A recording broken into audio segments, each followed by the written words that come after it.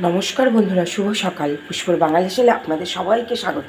আজ আমি বানিয়ে দেখাবো বেগুনের কাটলেট। দেখুন কি সুন্দর বেগুন। এইভাবে বেগুনটাকে আমি কাট লাগিয়ে নিয়েছি, জলে ধুয়ে রেখেছি।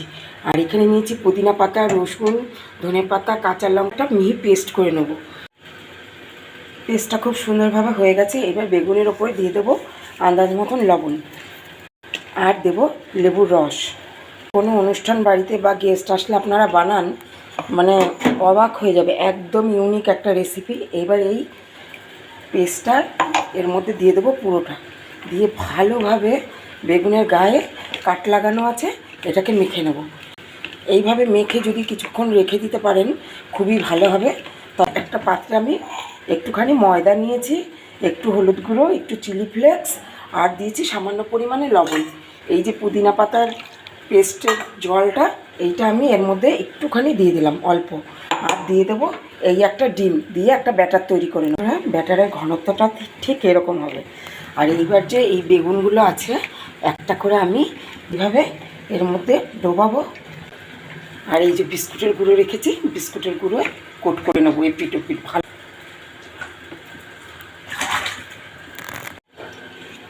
দেখুন বন্ধুরা, খুব সুন্দরভাবে এটাকে কোট করা হয়ে গেছে। আমি সাইডগুলোতেও দেখুন বিস্কুটের গুঁড়ো লাগিয়ে দিয়েছি চেপে চেপে।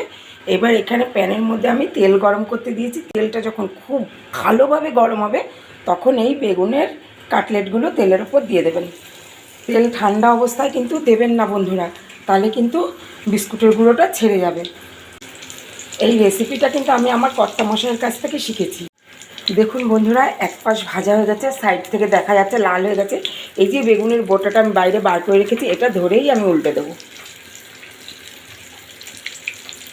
দেখুন তো, দেখে মনে হচ্ছে এটা বেগুন।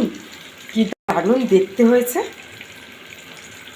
একদম রেডি হয়ে গেছে আমাদের বেগুনের কাটলেট। এবার আমি নামিয়ে পরিবেশন করে আপনাদেরকে দেখাবো। একদম রেডি হয়ে গেছে আমাদের বেগুনের কাটলেট।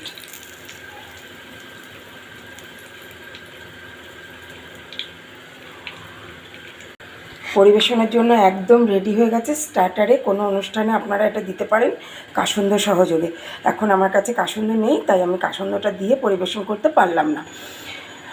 আর নয়তো প্রথম পাতে গরম ভাতে খেয়ে দেখবেন। ভালো থাকবেন, সুস্থ থাকবেন, দেখতে থাকবেন পুষ্পর বাঙালি হেসেল। ফিরে আসছি পরের ভিডিওতে।